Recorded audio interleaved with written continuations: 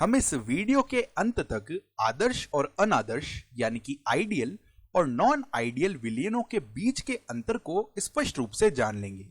और हम यहाँ पर अनादर्श विलियन के दो अलग अलग प्रकार, जिनमें धनात्मक विचलन व ऋणात्मक विचलन होते हैं, इनके बारे में भी जानेंगे। और जो विशेष परिस्थितियों में स्थिर क्वाथी यानी कि एजियोट्रॉप्स का निर्माण करते हैं, हम यह भी देखेंगे। तो चलिए हम इनके बारे में पता लगा लेते हैं। अब देखिए, एक आदर्श विलयन क्या होता है। एक आदर्श विलयन वह होता है जो राउल्ट के नियम का पालन करे। हो सकता है कि आपने इसके बारे में कोई दूसरी वीडियो में भी जाना हो। यदि आपको याद नहीं आ रहा है तो चलिए हम जल्दी से इसे एक बार दोहरा लेते हैं। तो राउल्ट के नियम के अंतर्गत हम ऐसे वाष्पशील अवयवों के बारे में बात कर रहे होते हैं जिनके दाब उनकी मोल भिन्न यानी कि मोल फ्रैक्शन और उनके विलय या विलायक के शुद्ध वाष्प दाब यानी कि प्योर वेपर प्रेशर पर निर्भर कर रहे होते हैं। जैसे कि यहाँ पर यह P1 नॉट और P2 नॉट विलय या विलायक के शुद्ध वाष्प दाब ही तो हैं। मैं चाहूंगा कि आप आदर्श विलयन और राउल्ट के नियम पर जो दूसरी वीडियोस हैं उन्हें अवश्य रूप से देखें ताकि आप इनके बारे में और अच्छे से समझ पाएं। अब देखिए, यहाँ पर एक और बात है जो हमें पता होनी चाहिए। हम यहाँ पर इनके अलग अलग वाष्प दाब भी पता कर सकते हैं। हमें बस क्या करना होगा, हमें इनकी वाष्प अवस्था में जो मोल भिन्न है उस मोल भिन्न को कुल दाब से गुणा करना होगा।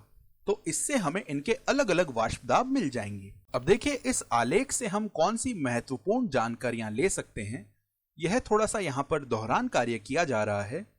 तो देखिए, हम जानते हैं कि विलायक और विलय के जो शुद्ध वाष्प दाब हैं उनके मध्य ही हमारा कुल दाब होता है। एक बात यह भी पता होनी चाहिए कि अधिक वाष्पशील अवयव की बात की जाए तो जो वाष्प अवस्था में मोल भिन्न होती है वह द्रव अवस्था की मोल भिन्न से अधिक होती है। और वहीं अगर हम कम वाष्पशील अवयव के बारे में बात करें तो इसके लिए स्थिति ठीक विपरीत होती है। अब अगर आप यह सोच रहे हैं कि यहाँ पर ये x और y क्या हैं, तो चलिए मैं इन्हें वापस से लिख देता हूं। देखिए, यह x तो द्रव अवस्था में मोल भिन्न है और यहाँ पर यह y वाष्प अवस्था में मोल भिन्न है। तो क्या अब आप यह बता सकते हैं कि यहाँ पर अधिक वाष्पशील द्रव कौन सा होगा? तो स्पष्ट रूप से यहाँ पर यह जो दूसरा द्रव है यह अधिक वाष्पशील होगा, क्योंकि देखिए शुद्ध अवस्था में इसका जो वाष्प दाब है वह पहले द्रव की तुलना में अधिक है। तो चलिए, अब इतने दोहरान कार्य से मैं यह समझ रहा हूं कि हमें पता चल गया है कि आदर्श विलयन क्या होते हैं।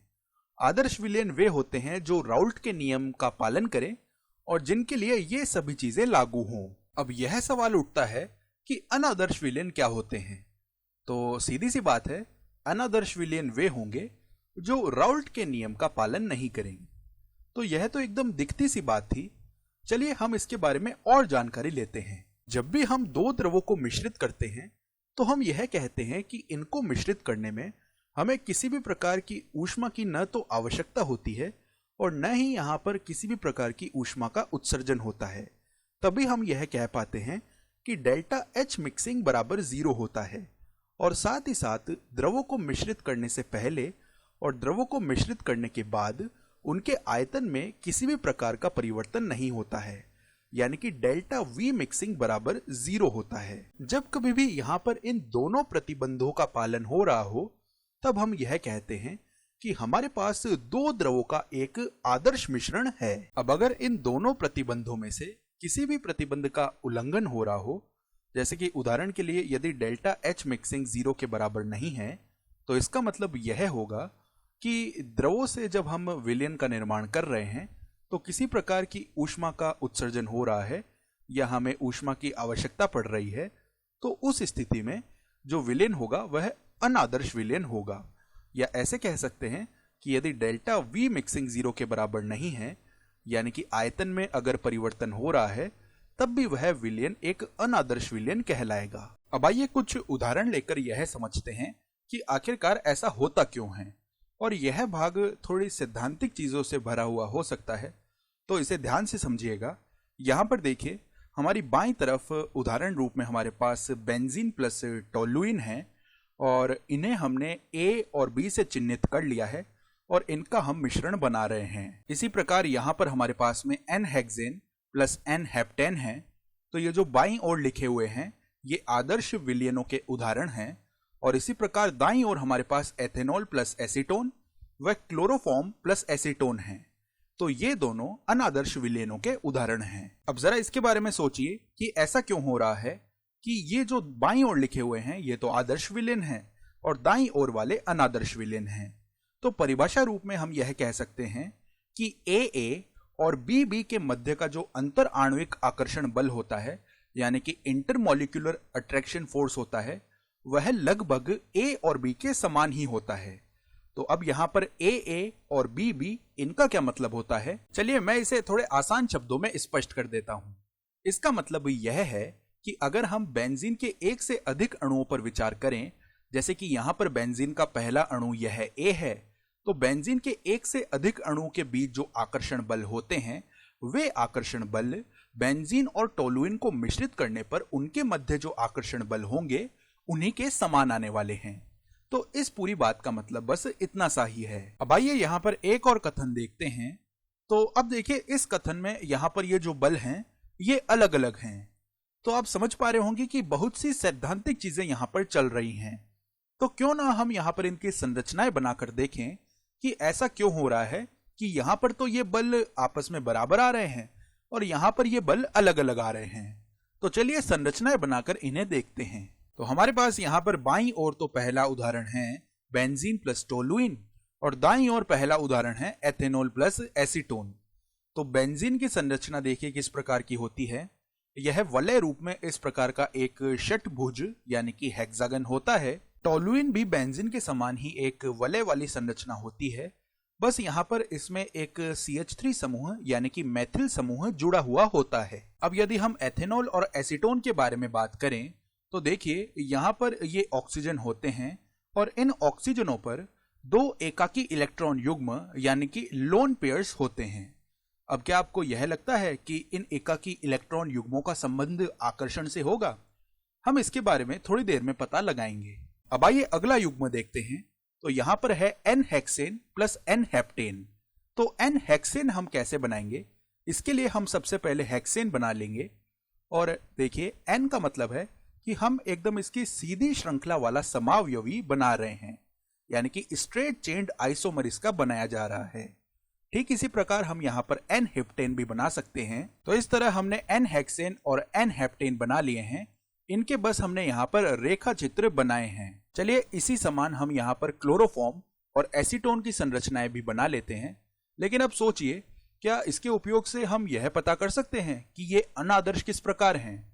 यदि आपने यह किसी पुस्तक से पढ़ा हुआ है तब तो आपको पहले से ही पता होगा कि अब आगे मैं क्या करने वाला हूं। तो अब मैं ध्यान केंद्रित करूंगा कि आखिरकार यह अनादर्श क्यों है।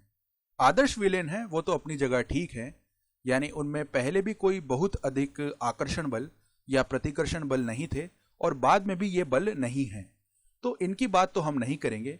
हम यहाँ पर यह बात करेंगे कि आखिरकार क्लोरोफॉर्म और एसीटोन का यह जो मिश्रण है यह अनादर्श क्यों है। अब देखिए एसीटोन में ऑक्सीजन पर यहाँ पर जो एकाकी इलेक्ट्रॉन युग्म हैं इनकी वजह से हमारा काम थोड़ा सा रोचक होने वाला है। यदि अब मैं इन दोनों की संरचनाओं को कुछ ऐसे बना लेता हूं और एक बार वापस से बता दूं कि मैंने बस यहाँ पर एथेनॉल और एसीटोन इन दोनों की संरचनाओं को कुछ इस तरह से बना लिया है। अब ध्यान दीजिए कि आखिरकार इन दोनों के मध्य का आकर्षण बल किस प्रकार से आता है। तो यहाँ पर देखिए जब हम इन दोनों को पास में लाएंगे और मिश्रित कर देंगे तो यहाँ पर इनके मध्य एक हाइड्रोजन बंध बन जाएगा और इसी की वजह से डेल्टा H मिक्सिंग और डेल्टा V मिक्सिंग ये दोनों ही 0 के बराबर नहीं आएंगे, क्योंकि देखिए हाइड्रोजन बंध वैसे कोई वास्तविक बंध नहीं होता है। हाइड्रोजन बंध के अंतर्गत बहुत ही दुर्बल आकर्षण बल लग रहे होते हैं। जब चीजें पास में आती हैं तो उनके मध्य बंध बनते हैं और ऊर्जा मुक्त होती है। उम्मीद करता हूं कि आप इसके बारे में तो जानते ही होंगे। तो यहाँ पर भले ही ऊर्जा थोड़ी कम मुक्त हो रही होगी, लेकिन एक सामान्य रासायनिक बंध की तुलना में थोड़ी बहुत ऊर्जा तो यहाँ पर अवश्य रूप से मुक्त हो ही रही है। और अब क्योंकि भौतिक रूप से अणु पास पास आ रहे हैं तो जो आयतन है यानी कि वॉल्यूम है वह घट जाता है। तो अब इनकी वजह से हम कह सकते हैं कि डेल्टा H मिक्सिंग 0 के बराबर नहीं आएगा और साथ ही साथ डेल्टा V मिक्सिंग भी 0 नहीं होगा। तो इन दोनों की वजह से ये दोनों चीजें लिखना एकदम सही हो जाता है। और एक चीज यह भी ध्यान रखने वाली है कि हाइड्रोजन बंध के कारण जो ए व बी के मध्य की अन्योन्य क्रियाएं हैं यानी कि इंटरेक्शंस हैं, वे एकदम प्रबल हो जाती हैं। अब चूंकि यहाँ पर प्रबल अन्योन्य क्रियाएं हो रही हैं, तो इसकी वजह से विलयन से पलायन कर वाष्प बनने की प्रवृत्ति अपने आप घट जाती है। तो इसे मैंने यहाँ पर लिख लिया है। अब इसकी वजह से क्या होता है, इसकी वजह से जो वाष्प दाब है वह कम हो जाता है, या कह सकते हैं कि घट जाता है।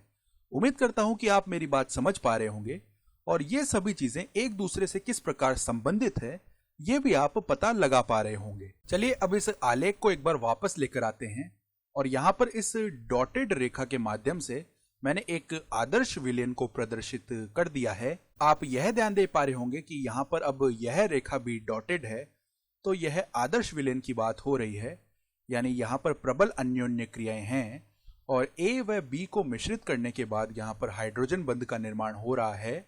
अब आइए पता करते हैं कि वास्तव में यहाँ पर क्या हो रहा है। तो देखिए, वास्तव में प्रत्येक बिंदु पर जो दाब है वह हमारी उम्मीद से कम आता है, जिसके कारण जो यहाँ पर कुल दाब है वह भी कम आता है। और इसका कारण है कि यहाँ पर प्रबल अन्योन्य क्रियाएं हो रही हैं। अब क्योंकि यहाँ पर सभी जगहों पर दाब हमारी उम्मीद से कम है, तो हम ऐसा कहते हैं कि आदर्श व्यवहार से यहाँ पर ऋणात्मक विचलन यानी कि नेगेटिव डेविएशन हो रहा है। तो देखिए, यहाँ पर डेल्टा एच मिक्सिंग 0 से छोटा होगा और साथ ही साथ डेल्टा वी मिक्सिंग भी 0 से छोटा आएगा। तो इन दोनों चीजों से इस पूरी बात का सारांश आ गया है कि यह राउल्ट के नियम का पालन नहीं करता है, और क्यों नहीं करता है यह हम एकदम सटीक रूप से देख चुके हैं। हालांकि इस स्क्रीन पर बहुत सारी चीजें हैं, लेकिन यहाँ पर जो शीर्ष दाईं ओर ये दोनों चीजें लिखी हुई हैं, इनसे इस सब का सारांश आ गया है। यदि आपको राउल्ट का नियम याद करने में थोड़ी सी मुश्किल हो रही है, तो मैं आपको कहूंगा कि द्रव द्रव विलयन पर जो हमारी वीडियो है, आप उसे एक बार वापस जाकर देखिए। उससे आप राउल्ट का नियम एकदम अच्छे से समझ जाएंगे। तो हमने एक प्रकार के अनादर्श विलयन का उदाहरण तो पहले देख लिया है। अब आइए दूसरे उदाहरण की बात करते हैं, जिसमें हम एल्कोहल और एसीटोन को ले रहे हैं। और ज्यादा विशेष रूप से कहूं तो यहाँ पर हमने एथेनॉल व एसीटोन को ले लिया है। अब देखिए, यहाँ पर यदि हमारे पास यह एथेनॉल है, तो एक बहुत अच्छी संभावना है कि इस एथेनॉल के साथ एक और एथेनॉल का अणु रहे और इन दोनों के मध्य हाइड्रोजन बंध बन रहा हो। इसका मतलब है कि यहाँ पर हाइड्रोजन बंध के कारण किसी प्रकार के आकर्षण बल तो अवश्य रूप से थे, और हमने उन आकर्षण बलों को बाधित कर दिया है इस एसीटोन को एथेनॉल के साथ मिलाकर। तो इसी की वजह से देखिए, यहाँ पर डेल्टा एच मिक्सिंग और डेल्टा वी मिक्सिंग ये दोनों 0 के बराबर नहीं आएंगे, और सिद्धांत रूप में हम यहाँ पर हाइड्रोजन बंध को तोड़ रहे हैं, तो स्पष्ट रूप से हमें ऊर्जा की आवश्यकता होगी। और देखिए, जो पहले निकट थे दो एथेनॉल के अणु, वे अब अलग अलग हो रहे हैं, तो इसका मतलब है कि यहाँ पर आयतन भी बढ़ जाएगा। अब इसके परिणाम स्वरूप एथेनॉल व एसीटोन जब अकेले अलग अलग थे, उसकी तुलना में जब इनको हमने मिश्रित कर लिया है, तो इनमें दुर्बल अन्योन्य क्रियाएं होंगी। ठीक है, तो अब इसकी वजह से क्या होगा, विलयन से ये जो पलायन करने की प्रवृत्ति है और वाष्प अवस्था में आने की प्रवृत्ति है, यह बढ़ जाएगी। तो यहाँ पर बाईं ओर देखिए, मैंने लिख लिया है, इन अणुओं की अब पलायन करने की जो प्रवृत्ति है वह बढ़ जाती है, और इसकी वजह से क्या होगा, जो वाष्प दाब है यानी कि वेपर प्रेशर है, वह भी बढ़ जाएगा। अब अगर हम वह आलेख वापस से लेकर आए, तो शीर्ष दाईं ओर देखिए, अब की बार डेल्टा एच मिक्सिंग और डेल्टा वी मिक्सिंग ये दोनों 0 से बड़े होने वाले हैं, और यह तो आदर्श विलयन की बात की जा रही थी। यदि अब हम वास्तव विलयन की बात करते हैं, तो जितना दाब आना चाहिए था प्रत्येक बिंदु पर, उससे हमें थोड़ा अधिक प्राप्त होता है। तो इसे हम कुछ इस प्रकार से प्रदर्शित कर लेते हैं, और इसकी वजह से अब जो कुल दाब है वह भी बढ़ जाता है, जिसे हमने इस प्रकार नारंगी रेखा से प्रदर्शित कर लिया है। और अब देखिए, जितना वाष्प दाब था, जितनी हमें उम्मीद थी, उससे अधिक हमें वाष्प दाब प्राप्त हुआ है। तो इसे हम आदर्श व्यवहार से धनात्मक विचलन यानी कि पॉजिटिव डेविएशन कहते हैं, और हमारा काम बन गया है। अब चलिए इन दोनों उदाहरणों को हम सारांश रूप में एक साथ देख लेते हैं। तो समझ सकता हूं कि एक ही स्क्रीन पर बहुत सारी चीजें लिखी हुई हैं, लेकिन मेरा यकीन मानिए, जितनी चीजों की हमें आवश्यकता है वे सभी चीजें यहां पर हैं। तो देखिए, यदि इनकी तुलना करें, तो बाईं ओर तो हमारे पास धनात्मक विचलन है, यानी आदर्श व्यवहार से यह धनात्मक विचलन हो रहा है, इसके लिए यह उदाहरण भी है। और यहाँ पर जितनी अन्योन्य क्रियाएं होनी थी असल में उससे दुर्बल अन्योन्य क्रियाएं हो रही हैं। देखिए, दुर्बल अन्योन्य क्रियाओं के कारण एक चीज यह भी होगी कि यह विलयन अपने सामान्य तापमान से कम तापमान पर ही उबल जाएगा। लेकिन वहीं दूसरी ओर यदि प्रबल अन्योन्य क्रियाएं हो रही हैं तो इसका मतलब है कि ऋणात्मक विचलन है। उदाहरण रूप में यहाँ पर हम CHCl3 CH3COCH3 ये ले सकते हैं। और इस स्थिति में क्या होगा, मूल रूप से हम इस दाएं भाग की बात कर रहे हैं, तो यहाँ पर देखिए जो वाष्प दाब है वह बढ़ जाएगा, प्रबल अन्योन्य क्रियाएं होंगी और जो हमारे पास आदर्श व्यवहार से ऋणात्मक विचलन है वह पाया जाएगा। और इसकी वजह से विभिन्न संगठनों के लिए जो क्वथनांक है उनके मान बढ़ जाएंगे। अब इसके बाद चलिए धनात्मक व ऋणात्मक विचलनों के कुछ चरम उदाहरण देखते हैं, यानी कि कुछ अन्य उदाहरण अब हम देख रहे हैं और स्पष्ट रूप से ये यहाँ पर राउल्ट के नियम का पालन नहीं करते हैं। तो पहला उदाहरण है जल और इसके साथ में एथेनॉल, और यहाँ पर दूसरा उदाहरण है अम्ल यानी कि एसिड और इसके साथ में जल। और विशेष रूप से बात करें कौन सा अम्ल है, तो यहाँ पर यह नाइट्रिक अम्ल है HNO3। अब मैं यहाँ पर जिस आलेख का निर्माण करने वाला हूँ हो सकता है यह आलेख आपकी किताब में ना हो, लेकिन यहाँ पर रोचक बात तो यही है कि यह एकदम नियत तापमान पर उबलता है।